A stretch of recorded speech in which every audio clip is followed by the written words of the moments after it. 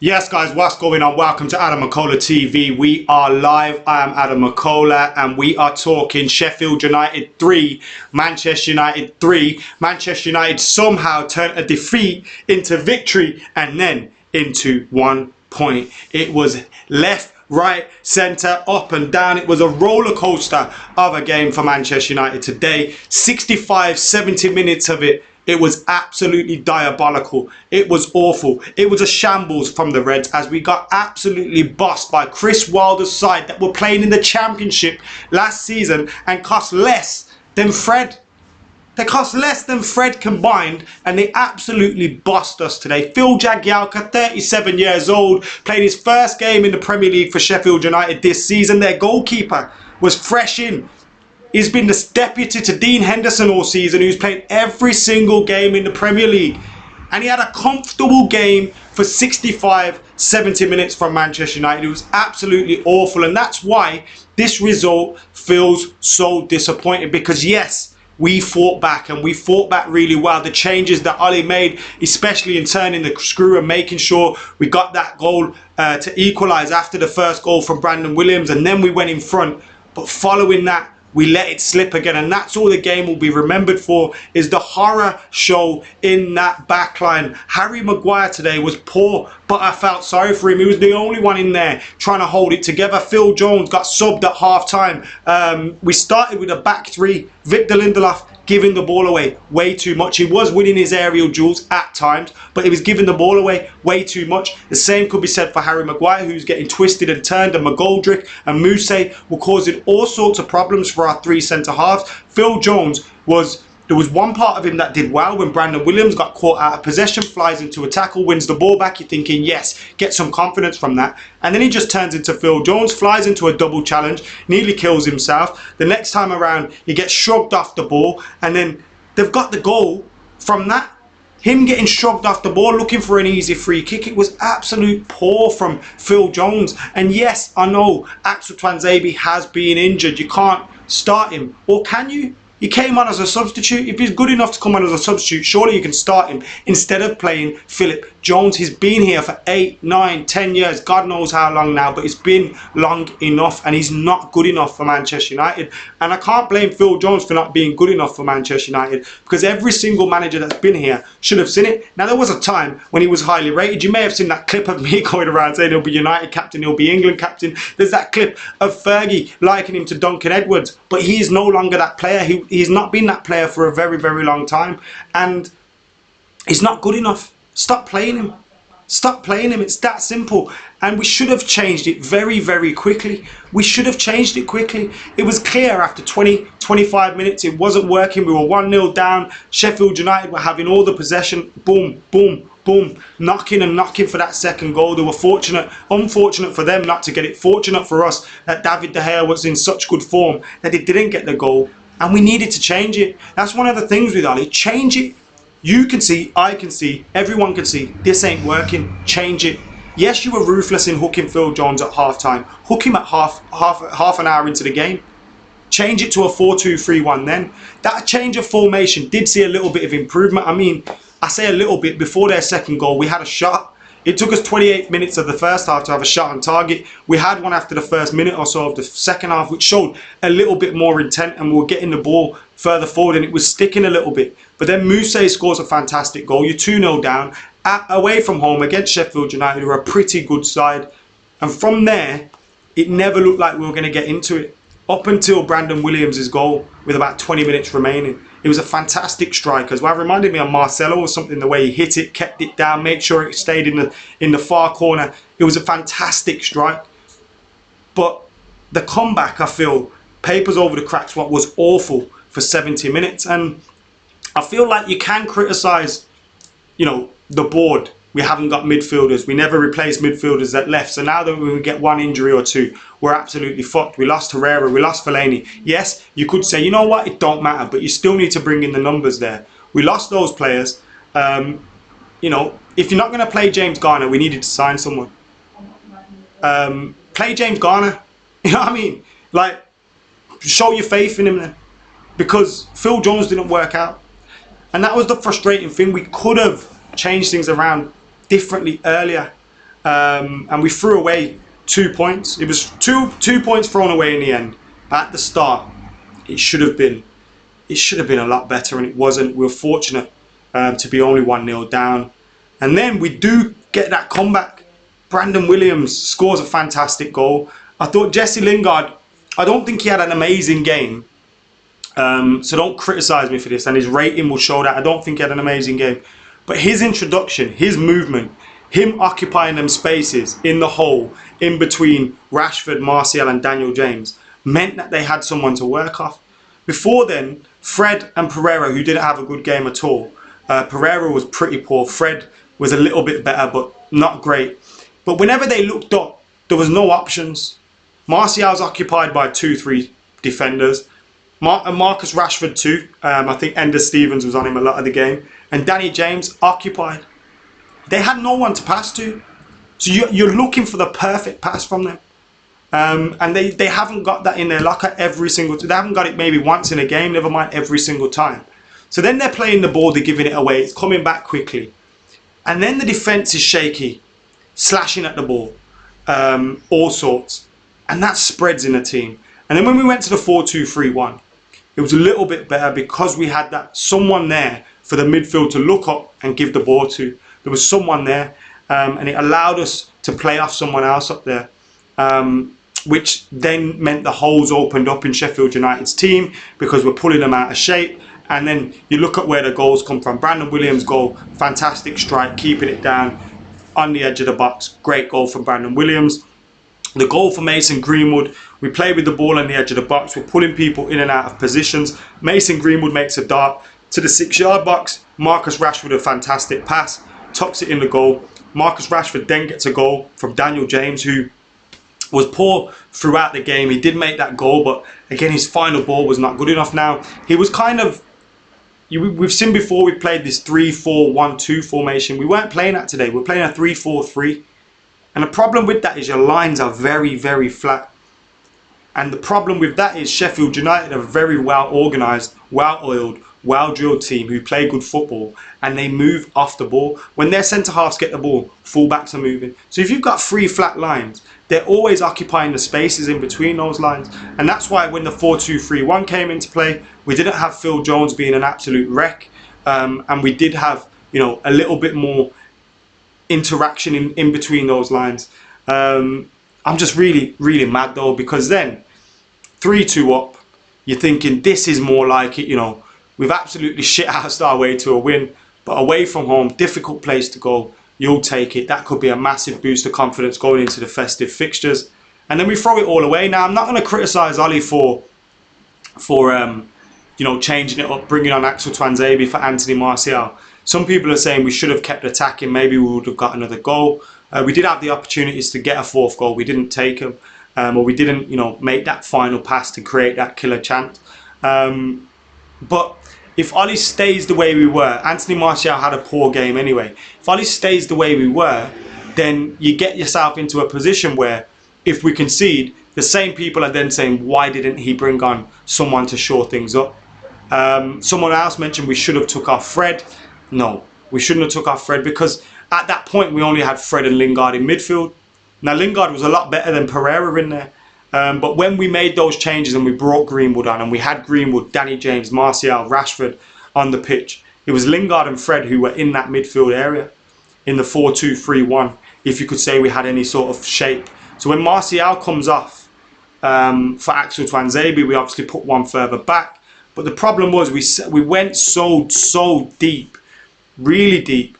And we had Lingard in there, we had Victor Lindelof, we had, I think Axel was in. There was so many people in there, but no one was taking the responsibility to just say, yeah, take that, clear the ball. And then the ball comes across, Oliver McBurney, fantastic touch and finish. It wasn't handball. You're praying for a VAR decision, even if it's a dodgy one, to give you the free kick and it's handball. But it wasn't handball. If we get one of those chalked off for us, I'd be, you know, thoroughly disappointed. It seemed to just get, if it hit anything, it hit here, which is not your arm and not your hand, you know what I mean? It's like part of your chest, so it didn't hit this for me. So you can't say that has handball at all. And now, because we haven't got this result, we've got Astana away, we've got Aston Villa, which On the face of it, should be 2 wins, but you know, we're going to Kazakhstan when we probably don't need to win. We'll probably make a lot of changes. Aston Villa coming to Old Trafford, they're going to be up for it, as anybody else will. They've got the ability to pull off a shot.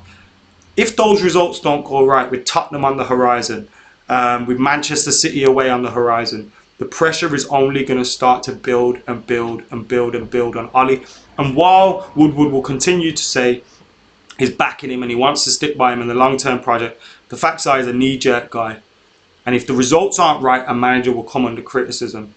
And it's why I would not be surprised to see us chop and change managers again by Christmas. I said this from March when we gave Ole the job. Was it in March? That I was unsure about it. I said it before he got the job, even during the good run. Like, take our time. Let's see who's available. There was possibility Poch might want to leave Spurs at the end. And, you know, do your due diligence. We don't want to be in a position where we want to sack one of our club legends by Christmas. And ultimately, that's possibly where we could be. And it's a sad state of affairs. I don't want to, you know, because you look at it and you think any manager needs time.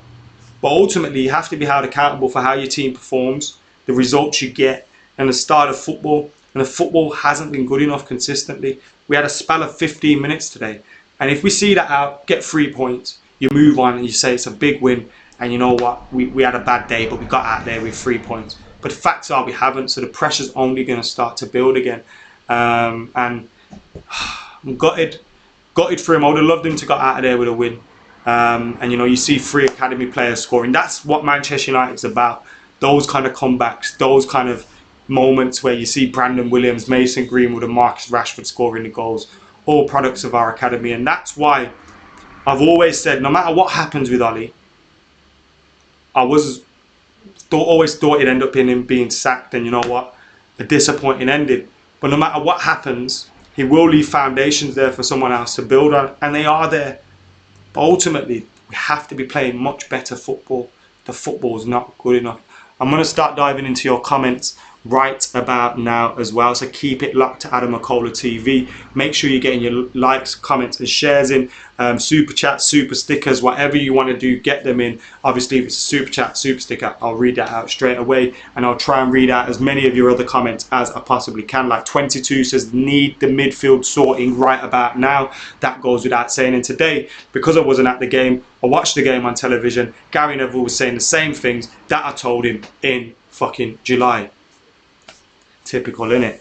Jordan says stay the way with Ole. Adam Sattar says VAR is too inconsistent. Early in the season, if it hit your hand, goal will not count no matter what. It didn't hit his hand, no mate. Mourinho had a better team last year, that's true. But you still have to do what you've got, and we should be doing a lot better, especially in games like this. And when you can't pass the ball to each other, that's a worrying sign. And when players are slashing at things, like there was part in the first half where Harry Maguire just bollocked Daniel James because the ball came to him, bring the ball down, pass it, we had a break, and he slashed at it, and it was like that had spread from the back to the front, and it was like, relax, calm down, and he deserved that at that time. And then there was another place where I think it was Fred and Andreas maybe, but I can't remember, but we had a corner, they started playing it into midfield, whipped it over the back post. Harry Maguire's like, put the ball in the fucking box. We've been playing poorly. We've got a chance to get the ball in the box, have an opportunity from a set piece, and we decide to fanny about with it. It's simple decision making sometimes. It's so fucking stupid. And we need to be more clinical as a team in our decision making, in our goal scoring, in our defending. We seem to always pass things on for someone else. Phil Jones looking for a foul instead of just saying, yeah, you get into the stands, this is my ball, let's go. And I've seen that with a few players today. Just happy to take the foul rather than, you know, break with the ball. It's really frustrating. And when you look at Brandon Williams, Mason Greenwood doing that, you know, boys, pull up your socks.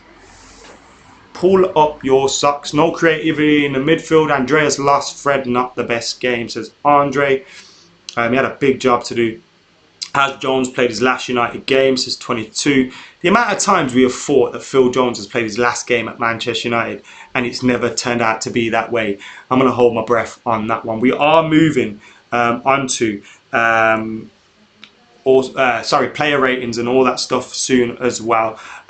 So make sure you're keeping it locked to that. Keep your comments coming in as well, guys. We're here to answer as many of your comments and questions as we possibly can. We've been going for about 15 minutes now, so I guess it is time to bring up those player ratings. And as you can see, the only ones that have come out of it with any decency is David De Gea, Williams, and Mason Greenwood, who came on for like 15 minutes and scored. So, you know, you can't complain about his performance at all. David De Gea, 7. I thought his saves in the first half kept us in it. I would have given him an 8, but I felt like the Oliver Burnley one, am I being too critical? I don't know if there's any goalkeepers in the house. Should he be forcing that out a little bit more, rather than it going sideways into the side net? I'm not sure, but maybe I'm being hypercritical. Wan-Bissaka, 5. I don't think he was the issue today at all. He did get booked, but I don't think it was the issue today. Lindelof and Jones, massive problems today. Philip Jones got a 3 from me. Lindelof got a 4. He was only slightly better than Phil Jones, so I've given him that. Maguire, 5. I thought he was a little bit better than them.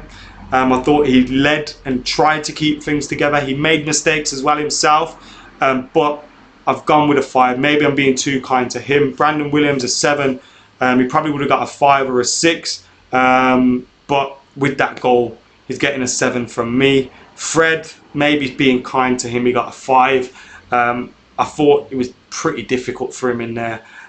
Today, he was pretty much on his own. Andreas didn't do much. He was energetic. He was snapping into challenges. But in terms of retaining possession and retaining the ball, Fred wasn't helped a lot by his fellow midfielder and his fellow Brazilian. Andreas, who GLYC or Glick says I've been kind to with the 4. Bibbin says 0 for him.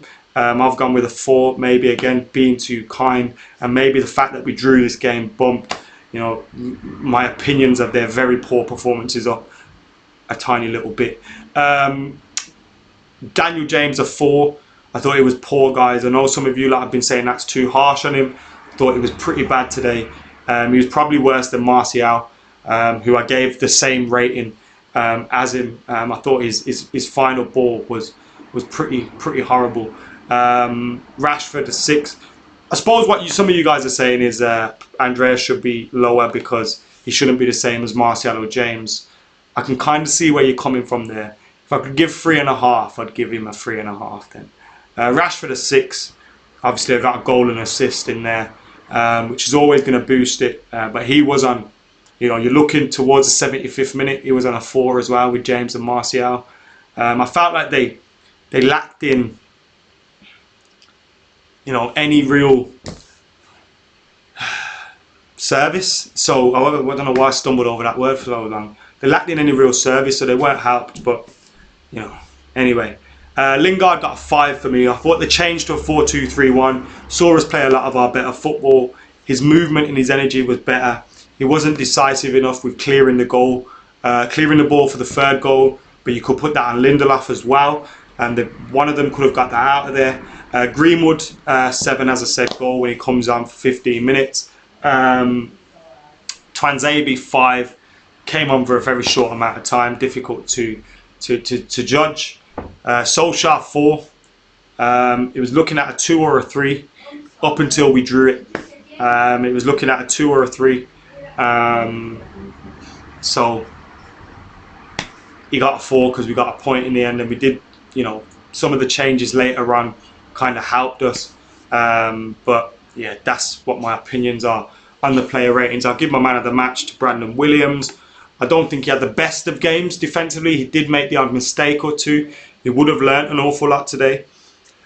But I thought his goal was fantastic. He kept going, kept trying, and he didn't stop going for it. So that's what my player ratings and manager rating and my man of the match were today. Let us know what you guys are thinking right now. 22 asks everyone in the comments, what do you expect Ole to do with what he has? I think the question was, it has moved on a little bit.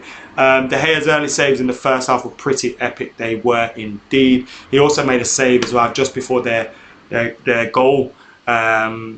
which unfortunately, you know, you couldn't keep that out. That'll be one of the toughest games of the season. He gave us hopes as D James. I guess he's talking about David De Gea. Red 92 says, up to the goal, Brandon Williams was lost, no harm to the kid, but would still have him on then Young. Pochettino is a fraud, says Matt Jacks, who doesn't want Pochettino in at Manchester United. Unan, on the other hand, does want Ole Gunnar Solskjaer to be sacked. And is that what we're looking at now? Is this the beginning of the end for Ole Gunnar Solskjaer as Manchester United manager? It is starting to feel that way, especially when you see the way things line up with other managers' availabilities. Pochettino on the market. Arsenal could be looking for a manager. Bayern Munich could be looking for a manager. Will Ed Woodward get twitchy and start thinking, oh, maybe it's now or never? I think that's a possibility, because that's how a lot of United fans are thinking.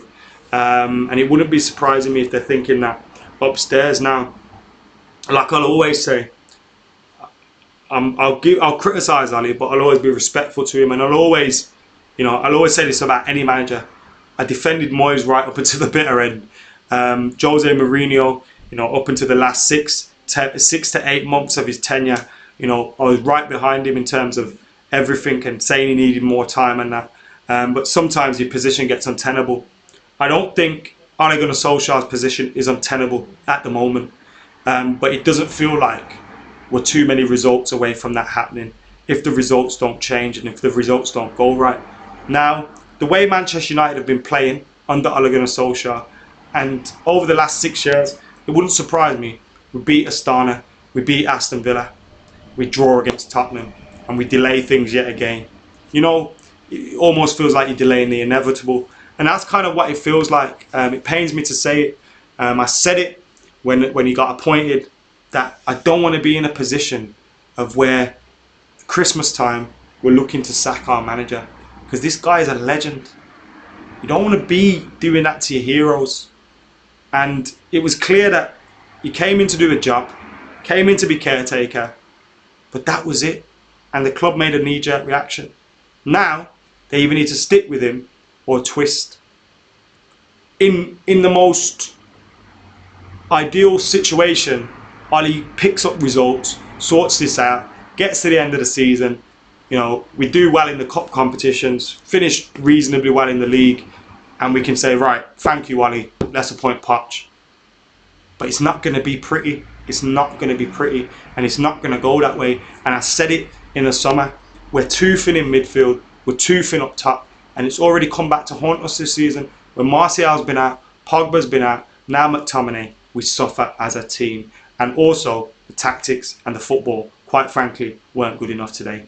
No matter who was in there, it wouldn't have been good enough. And then when we finally get in front, we can't hold on to it. We lose our Reds, we lose the lead, and we lose 2 points.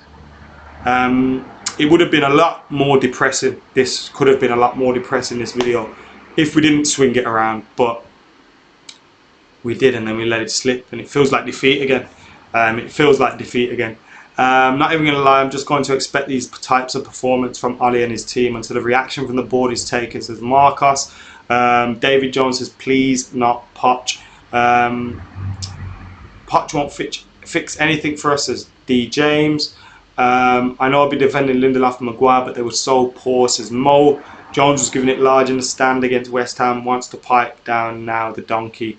Those who feel Ole should be replaced by Poch, who is available because of being sacked off the team that he supposedly built, is plain stupid, says Math Oratory. But also, if I told you last year, if we Man United fans said to Spurs fans last year, let's swap managers, what would they have said? They would have said, get to fuck, you crazy cunts. That's exactly what they would have said. They would have said, no chance. Absolutely no chance. But here we are.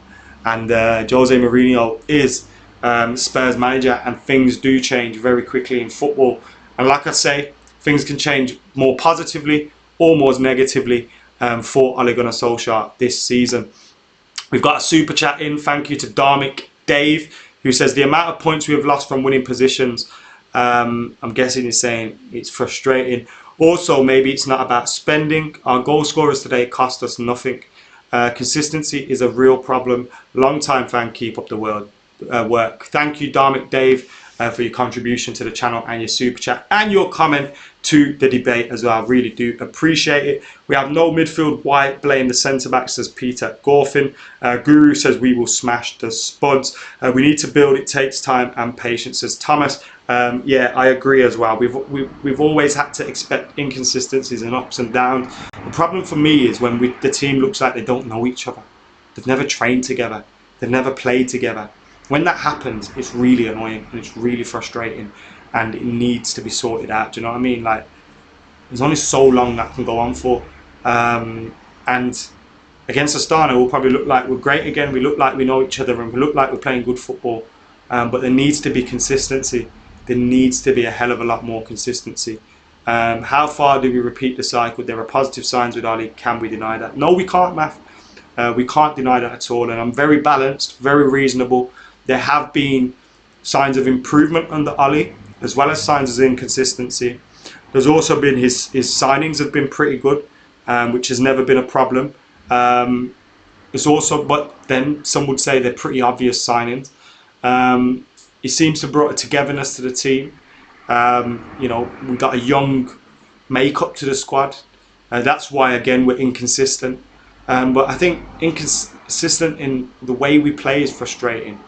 There never seems to be the same patterns or the same, you know, when you watch a Poch team in their pomp, or a Pep team in their pomp, or a Klopp team, or even a Jose team, or maybe not under at Man United in his prime, but Fergie team, you kind of get the same traits all the time, and we're always promised never say die attitude. We'll work hard, we'll run consistently, we'll press, we'll create chances, we'll score goals. And yes, we scored goals today.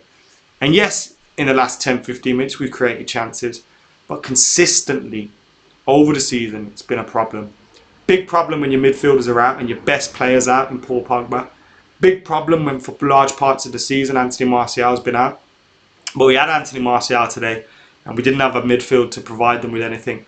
As well as that, him and Rashford, Danny James were pretty poor throughout most of the game. So it's annoying. It's annoying. But yeah, it's Man United as well. And this club will be the death of me. It really will be the death of me. Guys, thank you for tuning in to AdamMcKola TV. Make sure you like and comment and sharing and subscribing.